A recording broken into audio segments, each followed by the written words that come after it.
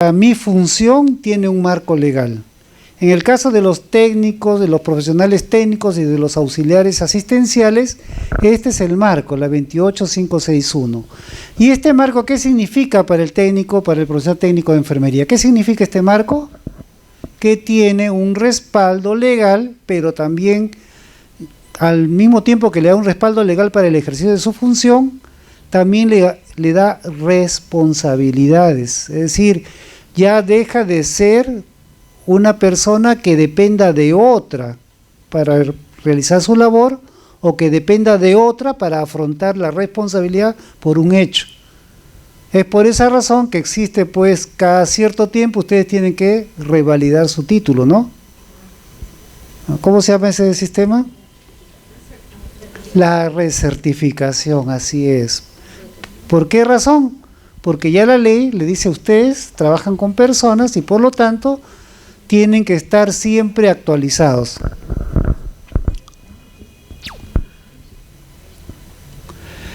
Entonces,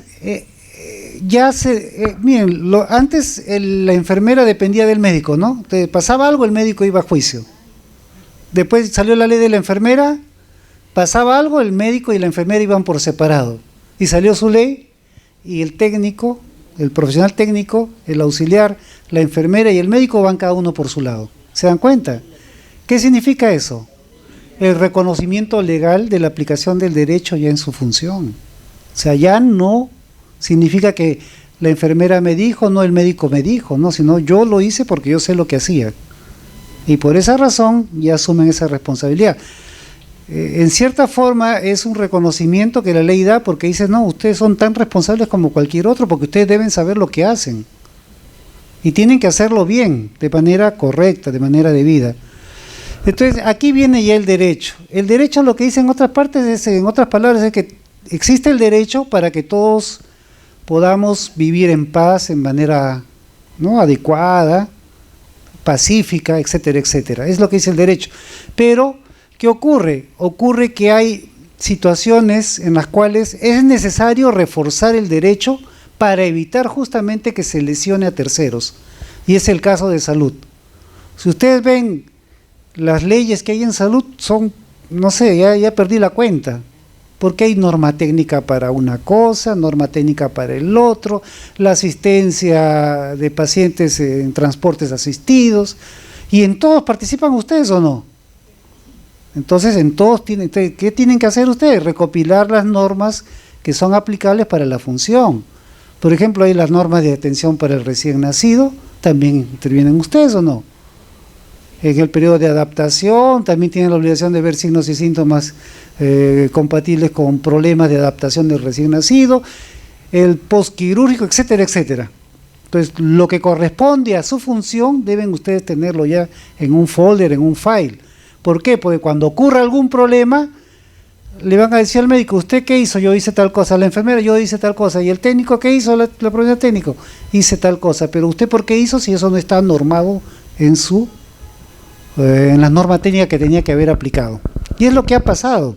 Si ustedes se dan cuenta, ya cuando hay problemas de esa naturaleza, ya los llaman a ustedes para que hagan un informe, cosa que antes no existía. Haga usted el informe de la caída de tal paciente. Y si no lo hacen bien, van a tener que asumir la responsabilidad, ¿no? Yo, a modo de lo que he visto casuística, digamos, he visto casos en los cuales el técnico de enfermería dejó a una paciente anciana sentada en una silla bajo la ducha, con agua tibia, pero cortaron el agua fría y se quemó medio cuerpo con el agua caliente. ¿Quién respondió por eso? La técnica respondió por eso y perdió el trabajo por eso. ¿No? ¿Por qué? Porque supuestamente la dejó hasta que fue a traer su bata, su jabón, que sea, sin ningún tipo de supervisión ni control.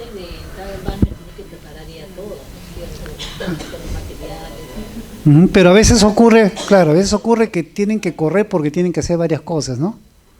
He visto hospitales en los cuales trabajan mejor porque le dan una hojita a cada técnico, le dan una hojita con todo lo que tiene que hacer y le entregan, y lo hace. Pero hay otros que no, está haciendo una cosa, no, corre, vete, tráelo, vea que falta, ¿no? Eso es el desorden. Entonces lo que tienen que propugnar justamente es, ya perfecto, yo quiero saber qué voy a hacer hoy día, cuáles son mis actividades. En Estados Unidos entra el médico y le dan un print, todito lo que tiene que hacer con cada paciente. Viene la enfermera, otro print, y viene el practitioner. Eso lo hará el coordinador, el jefe de turno de guardia. Claro, el coordinador tiene que decir exactamente qué voy a hacer para poder programar mi tiempo y evitar problemas de esa naturaleza. No, porque a veces también corren a un paciente, lo dejan para rayos X, tienen que regresar corriendo para hacer otra cosa y cuando regresan el paciente se fugó.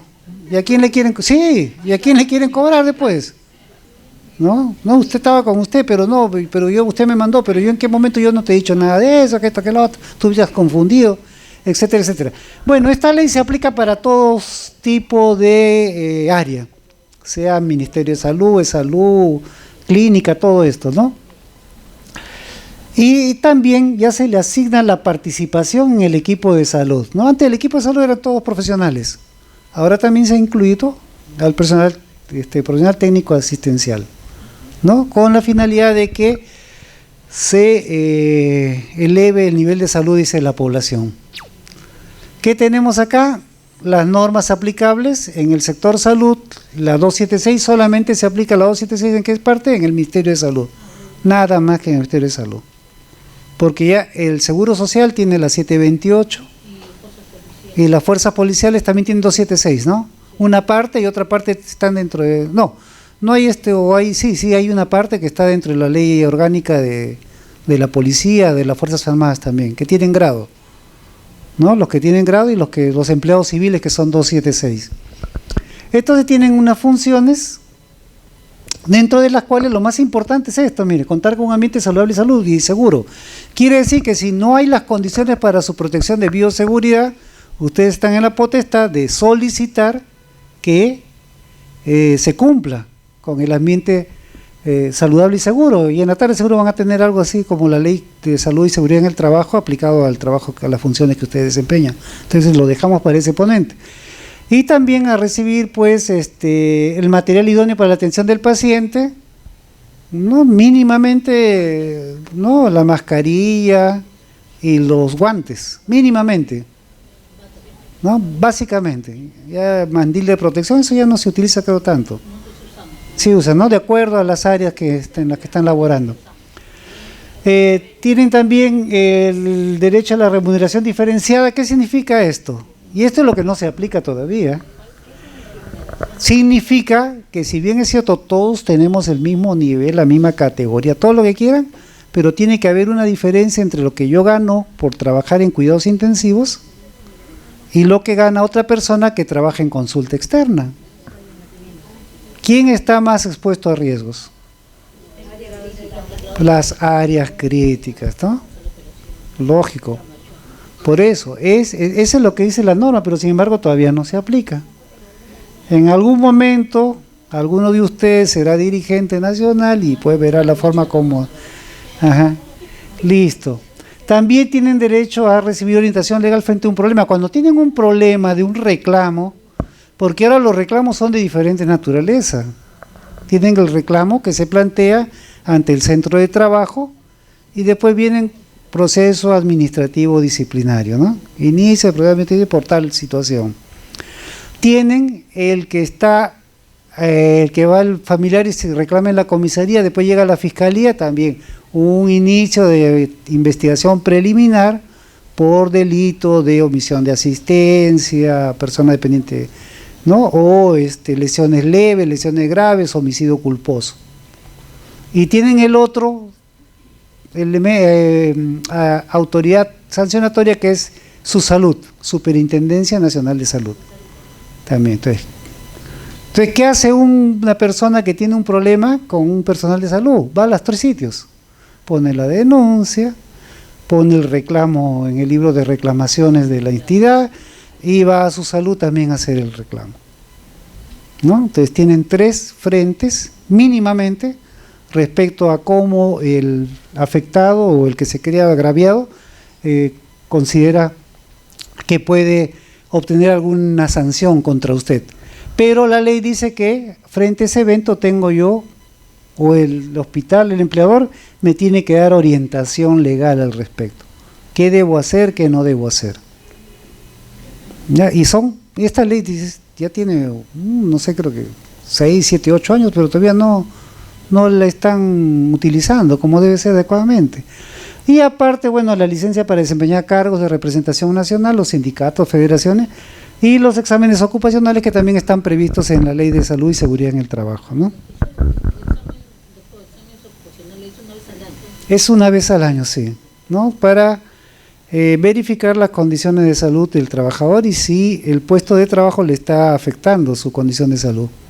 Ha salido una nueva ley que es la de descansos adicionales por radiación. Están comprendidos también los técnicos que trabajan en rayos X, tomografía. ¿Tomografía también? Sí, tomografía también porque son radiaciones ionizantes. Sí.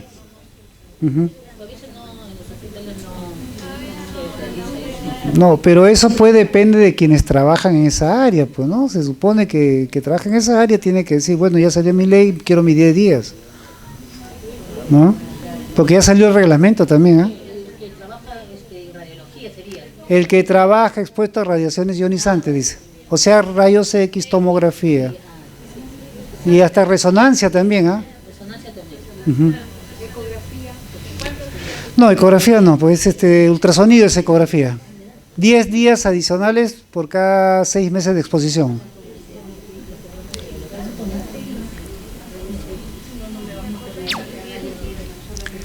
Y ahora viene el aspecto que más nos importa, porque a nosotros no nos importa, porque usted no va acá hay una situación que yo quiero ser bien claro. Un aspecto es lo que yo hago, mi función como trabajador en la atención directa al paciente.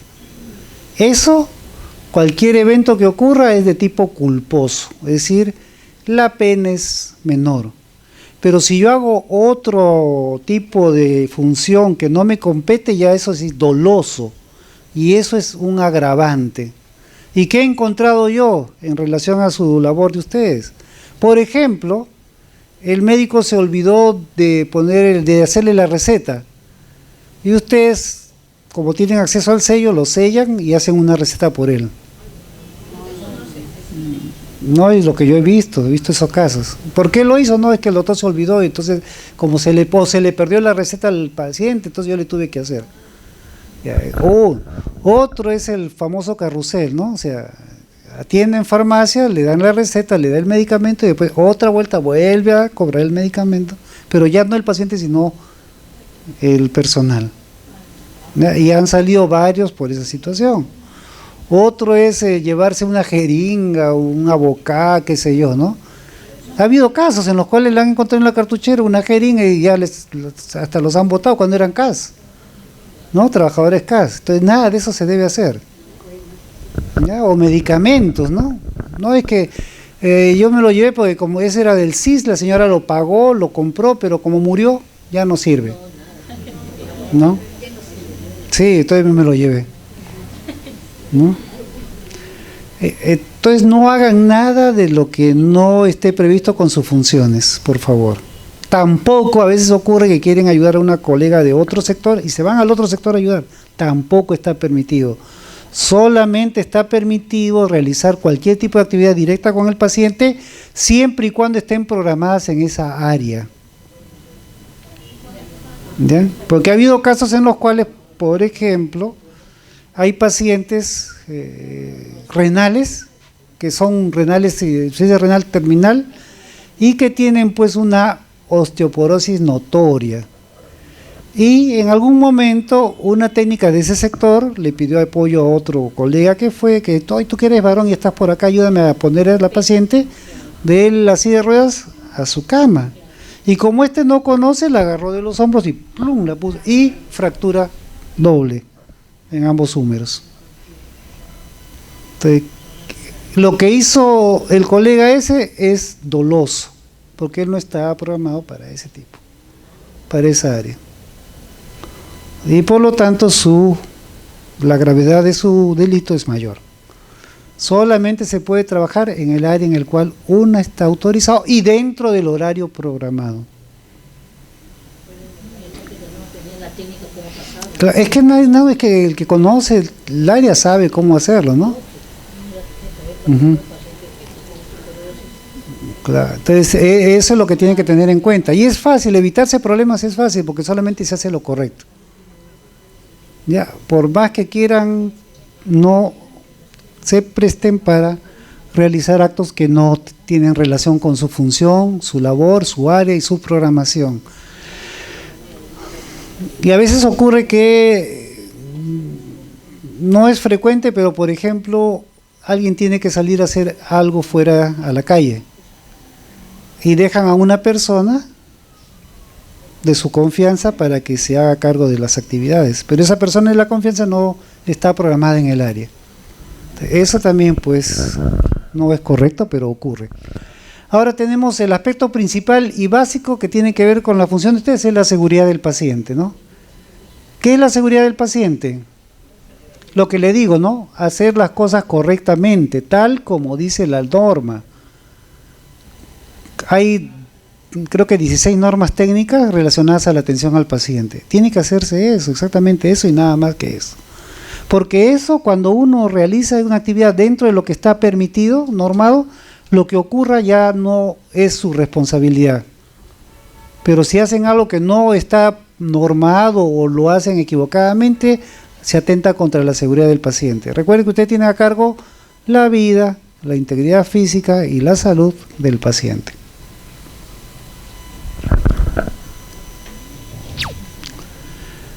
Y acá viene pues, ¿por qué razón es que son tan agresivas la justicia con ustedes? ¿Por qué?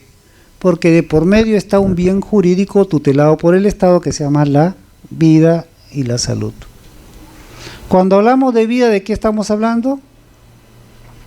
De la capacidad del individuo de interrelacionarse con su medio ambiente. Eso estamos hablando. Si afecto yo esta capacidad, bueno, pues estoy atentando contra su vida.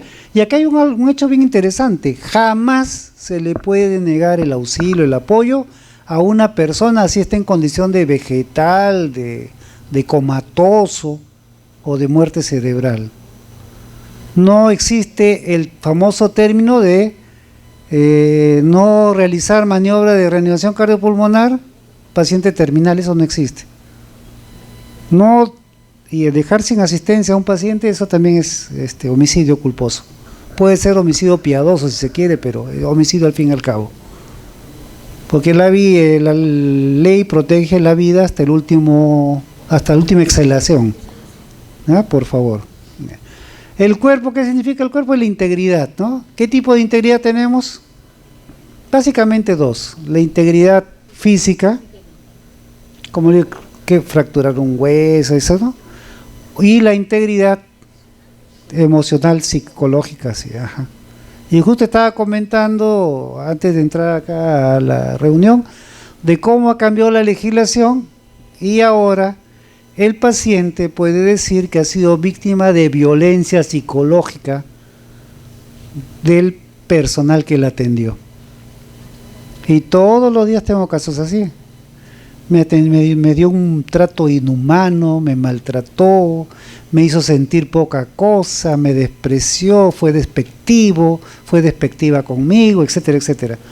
Y eso por ley está penado, porque se llama violencia psicológica en el trabajo.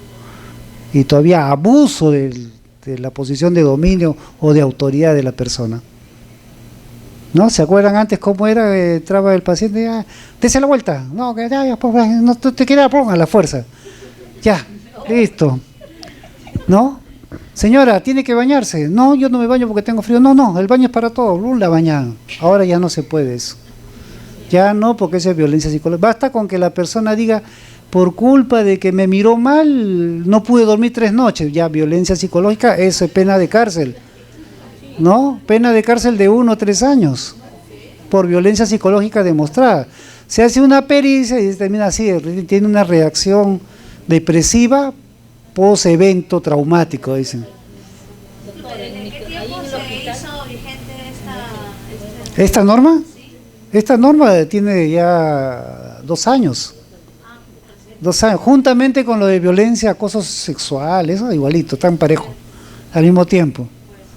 ¿No? Entonces, Le quiero contar algo. Ahí en los sistemas GCPT también hubo que una mamá tenía que aplicarle metalizar a su niño, que estaba perfil mayor pero la mamá no quiso, porque era indicación médica, ¿no? Dijo, yo no quiero que le pongan un niño inyectado. Y fue y dijo que le dé mejor reprimame y paracetamol, ¿no? Y al médico le cambió la indicación médica. ¿Puede hacerlo? El médico, sí. El médico lo volvió a cambiar todo y le dio el reprimar lo que la mamá exigió. Claro, porque es la alternativa. Sí, después la mamá exigió análisis de laboratorio, hemograma, todo eso, y el médico nuevamente le dio una orden de... Es claro, es que hay otra ley que se llama la Ley de Derechos de los Usuarios de los Servicios de Salud. Sí, dijo, no solamente voy con el panador, me tiene que dar un análisis, ¿sabes? Sí, sí, ahora sí, pues así como antes el cliente tiene la razón, el paciente tiene la razón. Ya, no discutan, si tienen alguna dificultad, algún conflicto, llamen a la enfermera, la coordinadora, supervisora, para que ella afronte el problema.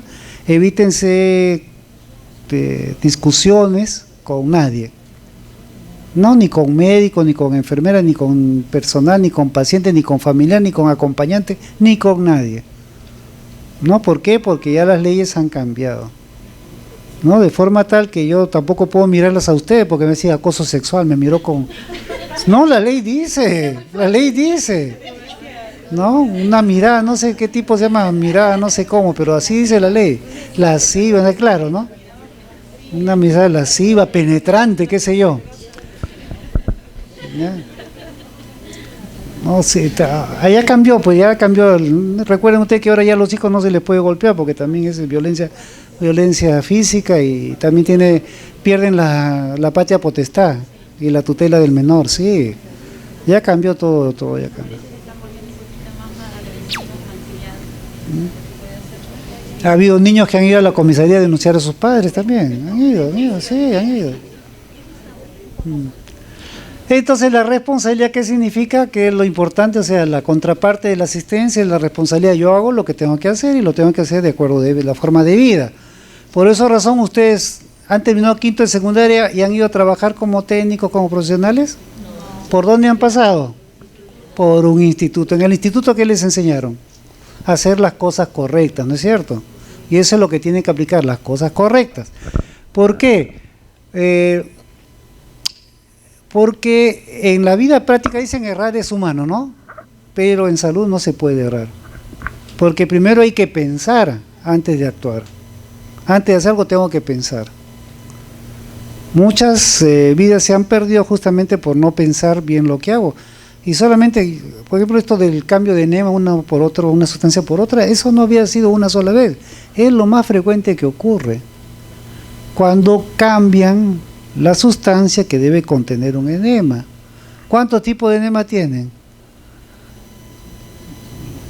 Básicamente uno de alto flujo, uno de bajo flujo. Para no hacer los 8 clases diferentes que hay.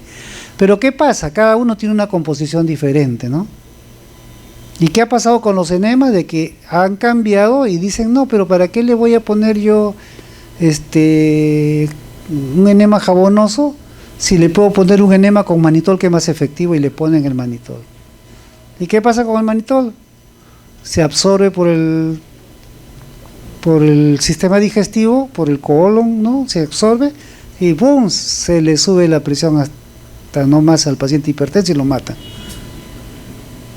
O, ¡ay no! ¿Para qué voy a ponerle hasta que caliento el agua para el enema? Mejor meto mi frasco de suero salino al microondas y lo caliento así. ¿Y qué pasa? Se muere, ¿por qué? Porque el plástico, ¿no?, elimina sustancias tóxicas, sumamente tóxicas, cuando entra en contacto con las microondas. Y esto ha sido reportado pues en Estados Unidos a raíz del uso del microondas para calentar soluciones, ¿no?, para colocación de enema, ¿no? Se encontró eso, y por eso que jamás pueden comer ustedes ninguna comida calentada en plástico, porque también se están envenenando de a pocos. Y después dicen, ¿por qué tanto cáncer? ¿Por qué? Ahí está la razón, una es la razón, el uso del microondas. Porque el microondas cambia completamente la configuración de los alimentos. Bueno, aparte, eso no tiene nada que ver con derecho. Ahora, cuando uno trabaja tiene que estar seguro que tiene la capacidad psicológica completa para trabajar, ¿no? ¿Por qué razón? Porque algún problema puede haber, por ejemplo, el caso de la memoria que falla, ¿no? Y solamente como un anecdótico, le dicen al paciente porque nunca dicen al paciente Prado, Quispe, Campos, no, sino al paciente de la cama tanto, dicen, ¿no? Hay que prepararlo porque va a subir para una arteriografía. Y se equivocan y afeitan a otro, ¿no? Claro, no pasa nada, ¿no? Pero al que tiene que pasar le suspenden, ¿por qué? Porque no está afeitado y se le perdió la cita por esa falta de... ¿Quién va a ser responsable? Porque falló la memoria, dijo, no, ¿qué cama me dijo? ¿Una u otra? ¿No? O ocurre que cambian de cama en algún momento y se llevan al equivocado. Y esto, bueno, ha ocurrido que han matado a pacientes que no eran los que habían muerto. Cuando alcanzan las historias clínicas equivocadas, las alcanzan a veces. Pásame el que acaba de fallecer y le dan una historia. Y el médico dice, se constata, y le dan su certificado de función. Y lo inscriben en la RENIEG. Y una vez que salen, quiero mi copia de DNI, no, pero usted ha muerto hace 4 años. ¿No? Y así ha ocurrido, pues, ¿no? Y es bien difícil. Cuando uno está declarado muerto legalmente, ya no puede resucitar. Ya legalmente es bien difícil porque tiene que hacer nulidad de acto jurídico y todo ¿no? Es bien difícil. Y eso no ocurrió ocurrió varias veces. El cambio de recién nacidos también, en la entrega de recién nacidos, igualito también. Ahora último, hace una semana, ¿qué había pasado? Había personal nuevo en neonatología, técnicas nuevas, y entonces bañan a los pacientes, ¿no es cierto? Antes de entregar lo bañan y por una de esas situaciones se les había caído la pulsera a las 2 niñas, eran 2 niñas, y al final no sabían cuál ponerle a cuál. Y dijeron, no, por la ropa, ya. Te le pusieron la ropa, ya. Llegaron, entonces las mamás notaron algo raro, dijeron, pero mi hija no tenía ese tipo de cejas, de ojos, su oreja no era así. La mamá lo reconoció. ADN a los 2. ¿Quién pagó el ADN? Las técnicas. No, está 1.200. Pero de todas maneras, todo un sueldo nomás. Todo un sueldo de cada una solamente por eso. Ajá. Y eso que es bien difícil que la pulsera salga, pero como eran niños de bajo peso, pues se cayó. Entonces, ahora, si las madres no se hubiesen dado cuenta, imagínense ustedes a futuro cómo hubiese sido. Es ahora que hay ADN, pero cuando no había, ahora pueden hacerse ADN con los papás para verificar si son sus papás o no realmente, ¿no? ¿Sí? Ahora bien, entonces tienen que tener buena memoria y no tienen que haber estado bajo consumo de alcohol o drogas, porque así como suspenden 3 años el brevete por alcohol o drogas, igualito pierden el trabajo por trabajar bajo efecto de alcohol o drogas. Si han regresado de una mala noche por estar celebrando, preferible es que le descuenten un día de falta, a que las encuentren, les hagan el dosaje y pierdan el trabajo, ¿sí? Es preferible, sí, pero a veces hay gente avesada, ¿no? Está en el almuerzo de Navidad y se va a la guardia así. No, pasa algo, hacen el dosaje y encuentran de que es positivo y pierden el trabajo. Ese es causal de falta grave, en cualquier ley, sea nombrado, contratado, caso, lo que sea. Ahora, lo que tenemos que hacer, tenemos que verificar de que no influyan factores externos o internos en lo que yo hago. Es decir, por ejemplo, no voy a bañar a un anciano con la ventana abierta, así como está lloviendo ahorita, ¿no? Claro, entonces todo eso, pues, ¿no? Así es. Tampoco debo transportar a una persona sabiendo que la camilla o la silla de ruedas no está operativa. Tampoco puedo hacerlo, ¿no? Entonces, eso es lo que significa. O sea, yo tengo que verificar que todo lo que está a mi alrededor sea adecuado para el tipo de atención que voy a brindar.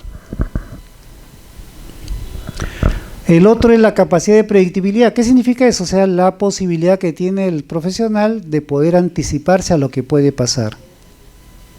Si, por ejemplo, yo le pongo un enema frío a un paciente, ¿qué le puede dar? Desde un cólico ¿no? Porque la temperatura es demasiado baja, hasta la muerte por estimulación vagovagal, ¿no? Porque la inervación del nervio simpático termina justo ahí también, en la zona anal. Si yo le pongo algo frío, le estimulo y hay un paro cardíaco. Que eso ha pasado, eso ha pasado. ¿Por qué? Porque no se puede colocar una sustancia dentro del cuerpo que esté a una temperatura diferente. Igual también ustedes han visto de que en algunas ocasiones personas que han estado en un ambiente muy caluroso han tomado un refresco helado y han muerto. Es justamente por ese reflejo vagovagal, ¿no? El frío hace que el corazón se frene y eso es lo que causa el paro cardíaco. Ya, igual también el masaje del seno carotídeo también, ¿no? Por eso que cuando colocan catéteres tienen cuidado los médicos, porque si estimulan el seno carotídeo también paralizan el latido cardíaco.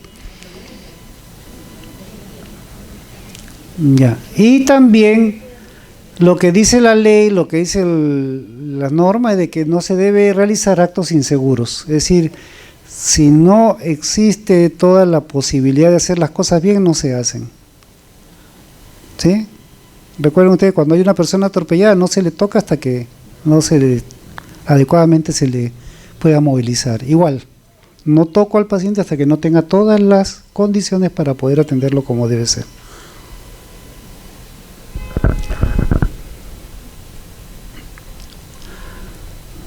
Y esto es lo que dice, pues, ¿no? O sea,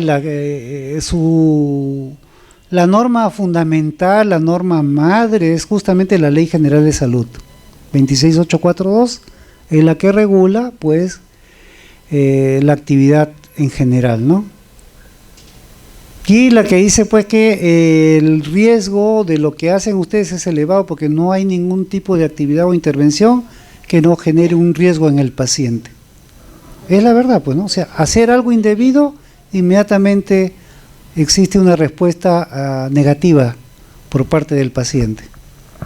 Sea porque presente una complicación, o sea porque el efecto de su actividad no realizada adecuadamente genera un daño en el paciente. ¿No ha visto daños, por ejemplo, en las manos del paciente porque le han sujetado con demasiada presión las muñecas, ¿no?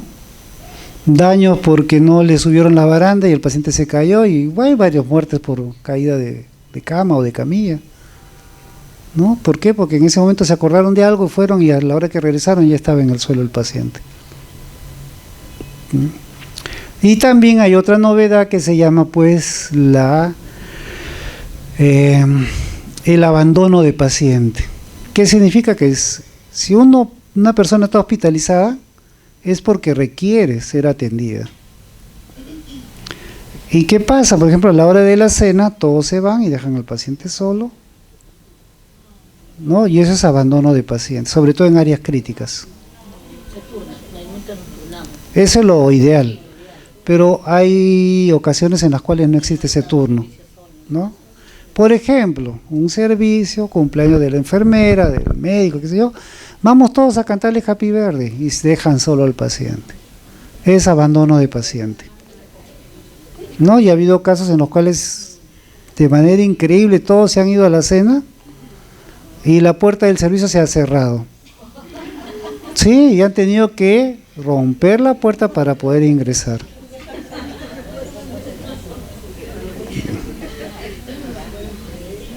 ¿No? Son cosas que ocurren, ¿no? Pero que tienen que ver ustedes de que no se puede abandonar al paciente porque aunque el paciente no le pase nada, ya se cometió el delito. El delito es abandonar al paciente. Lo abandono y queda solo, ya. Imagínense que hagan eso y que justo venga, pues, un familiar de visita y encuentre que no hay nadie, inmediatamente. No, si hay muertes hasta 8 años, si hay muerte del paciente ya hasta 8 años. ¿Un abandono de cuánto tiempo de mínimo? No, la ley dice, basta que usted lo deje abandonar, ya para que ya se inicie el proceso. No debe haber abandono de paciente bajo ninguna naturaleza, ni tampoco, por favor, si la enfermera de cuidados intensivos de emergencia se va, te dejo a los pacientes. No, que se lo deje a otra colega, por favor, ¿sí? Y bueno, pues si todos los problemas se dan justamente por este artículo segundo que dice que toda persona tiene derecho a exigir que los servicios que se le brinden sean los que corresponden al nivel de acreditación del hospital o de la institución. A raíz de esta ley se hizo pues la ley de los usuarios, de los derechos de los usuarios de los servicios de salud. Y ahí está establecido, no sé, 50 y tantos derechos que tienen, que realmente ya si trabajara en la parte asistencial yo no trabajaría ya, pues tanto los derechos que tienen para lo que realmente la responsabilidad es bastante.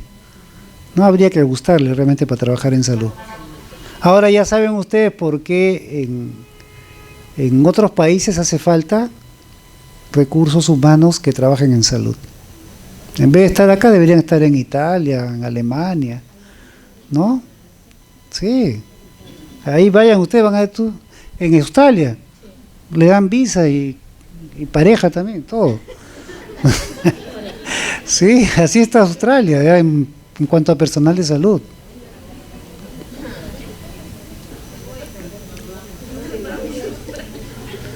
Ya, viene el otro punto que es lo de la acreditación, o sea, solamente puedo trabajar en aquella área en la cual tenga mi título certificado. Si, por ejemplo, yo atiendo mal a un paciente, este paciente le pasa algo y yo debería tener mi recertificación y no la tengo, también será un elemento en contra mío, ¿no? Porque la ley me dice que yo tengo que trabajar dentro de lo que estoy acreditado. O sea, no basta tener el título, sino basta también tener la certificación correspondiente, ¿no? Y hacia eso deben ir ustedes, hacia buscar, pues, ¿no?, lo que es la certificación en áreas específicas. O sea, está bien, ¿no? Yo tengo, porque a veces ocurre que uno tiene 30 años en cirugía y después lo mandan para medicina. Entonces, no es justo que teniendo un área habitual de trabajo sea uno cambiado. ¿Solamente por qué? Porque no tiene la certificación del área específica. No, si eso deben ustedes propender también. No, recuerden que aparte de medicina, enfermería es la otra que tiene segunda especialidad y reconocida. No hay otras dos, no hay otra profesión. Y también la ley dice, bueno, técnico, profesional o auxiliar es responsable por lo que puede ocasionarle al paciente por 3 situaciones. Negligente, ¿qué significa? No tener los debidos cuidados para poder realizar algo. Imprudente, realizarlo, el acto, incumpliendo las pautas para hacerlo. Y imperito significa no saber lo que uno hace. Y por impericia hay bastantes situaciones en las cuales uno tiene que problemas en su actividad.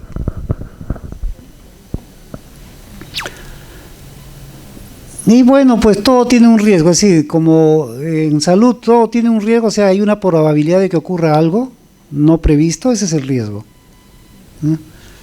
Entonces, uno tiene que actuar de manera tal que uno no cree, o sea, mi actitud, mi actividad, mi comportamiento no tiene que crear riesgos adicionales, solamente los riesgos del momento, ¿no? Por ejemplo, en un baño, ¿qué riesgo ocurre?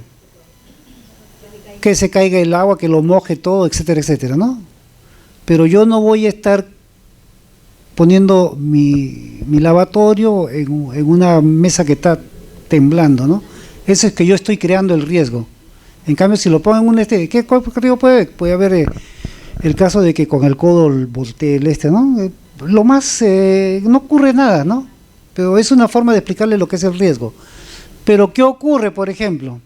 Ocurre que hay pacientes que tienen, pues, sondas que salen, ¿no?, que están clampadas, algunas de ellas, por ejemplo, lo que viene del pulmón, tienen que estar clampadas para poder movilizarlo, etcétera, etcétera, ¿no? Entonces, el riesgo que tiene el paciente es, bueno, de que tenga un dolor, molestia, qué sé yo, que le dé un neumotórax, pero por algo que sea distinto a su atención. Pero ¿qué ha ocurrido? Ha ocurrido que te van con su botella, su frasco de vidrio y no le han clampado. Y por un accidente se rompe el frasco y todo el aire, colapso pulmonar, y después vienen los problemas hasta muerte. Entonces, eso es lo que hay que ver. O sea, yo no debo crear el riesgo, sino que tengo que controlar el riesgo. Si yo sé que puede ocurrir, clampo, ¿no? Los drenajes.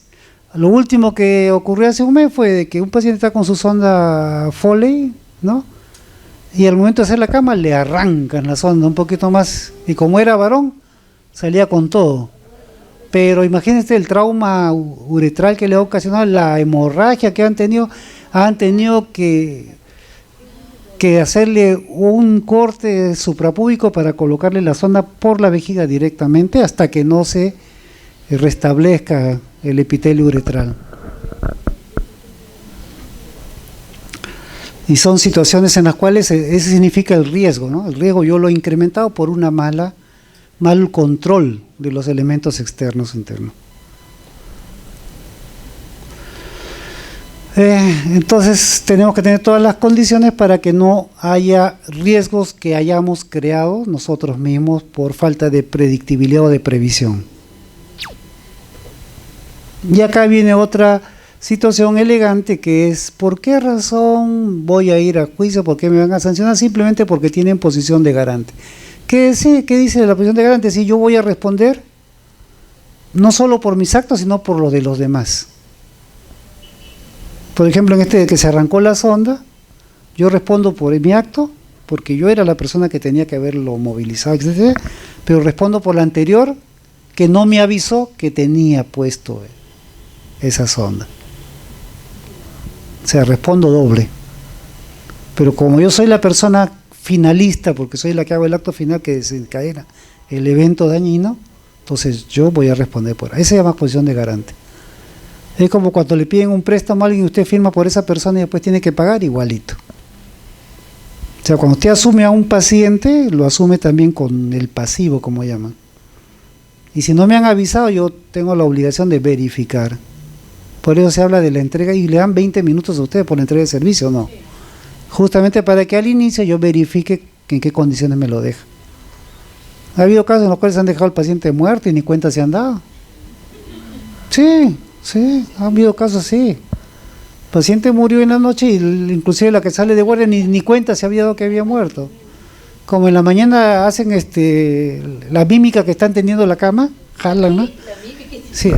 Sí, hacen así, jalan, arrugan la esta y listo. Y el paciente está quietecito y con su suero todavía que está pasando, pero ya está pues con rigor mortis, más de 6 horas de fallecido, ¿no? ¿Y quién se da cuenta? Cuando hacen el aseo matinal, llegan a la cama y lo encuentran frío y lo van a mover, está todo tieso, ¿no? Entonces ya. Y ahí viene el problema. Felizmente, bueno, en este caso era una paciente anciana, geriatría, con cáncer metastásico, todo, no hubo problemas. Pero si era otro tipo de persona que hubiese sido recuperable, se dan tiempo a cuenta. Inclusive he visto un caso, ya no sé, ya de qué naturaleza, la bránula se le había salido, ¿a qué hora se le habría salido? Era una paciente que tenía una discrecia sanguínea, o sea, dificultad para coagulación. Y le levantan a las 8:30 de la mañana, le levantan la frazada y encuentran pues todo un charco, la mujer ensangrentada. Más o menos 2,5 litros había perdido sangre. Felizmente la recuperaron, ¿no? Inmediatamente expansores plasmáticos, sangre y todo lo demás, y se recuperó la señora. Y eso ocurrió en cuestión de 30 minutos, ¿ah? O sea, porque le hicieron el aseo, todo, la taparon, y el error fue taparle también el brazo que tenía la bránula. La vi, entonces parece que estaba dentro, y entonces la señora le habrá picado, se había arrancado y ni cuenta se había dado. ¿Ya? Y lo último es de que, bueno, una técnica nueva también en un servicio, la mandan a nebulizar por traqueostomía a un paciente. ¿Cómo se nebuliza por traqueostomía? Con una T, ¿no? Con un tubo en T. Entonces por un lado pongo el nebulizador y sale y aspira, ¿no? Esta señorita lo único que hizo fue, ya agarró el nebulizador directo a la traqueostomía y abrió esos pulmones, ¿no? Imagínense, ¿no? Esta señorita también pues se evitó ir a la cárcel, pero sí perdió el trabajo, ¿no? Pero evitó ir a la cárcel porque los familiares dijeron, bueno, pues no, ya el paciente lo habían operado de un aneurisma gigante, había quedado comatoso, todo. La familia dijo, ya no queremos más problemas, pero sí la persona esta perdió el trabajo inmediatamente. Si no saben hacer algo, no lo hagan.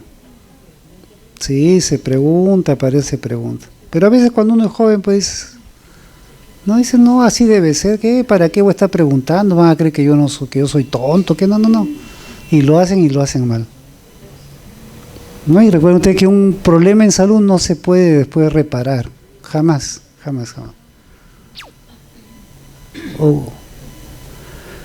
Y aquí terminamos con lo que es la división de tareas y el principio de confianza. La división de tareas significa que cada uno realiza un segmento, un elemento de todo el proceso de atención. Eso significa la división de confianza. La división de tareas. Y el principio de confianza significa que todos consideramos que los que participan lo hacen bien. Pero ¿qué ocurre cuando el médico se equivoca, la enfermera se equivoca? ¿Qué ocurre?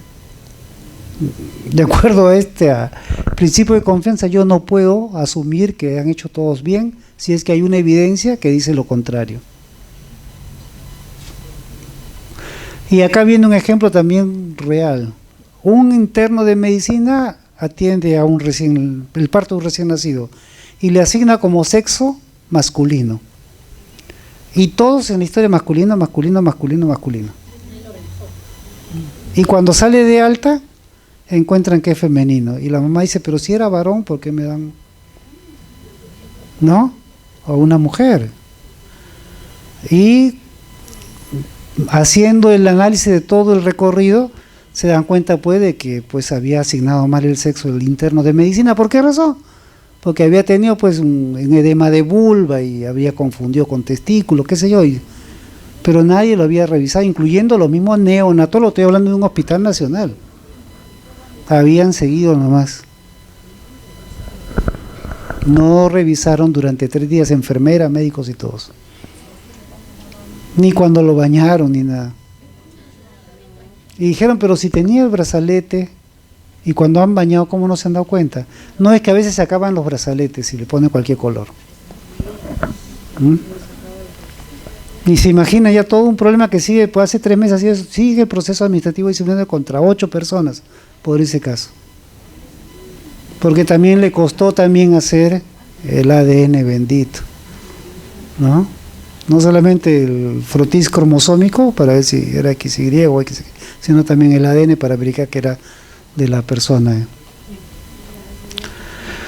Entonces, como verán, ustedes tienen todo un mundo, sobre todo veo bastante gente joven que tiene que resguardar su trabajo, hacer bien las cosas, ¿no? Y a los que puedan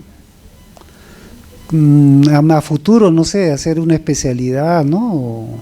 O tratar de perfeccionarse en su campo. Entonces yo creo que con esto ya, preguntas para dar por finalizada la primera charla. Sí, diga.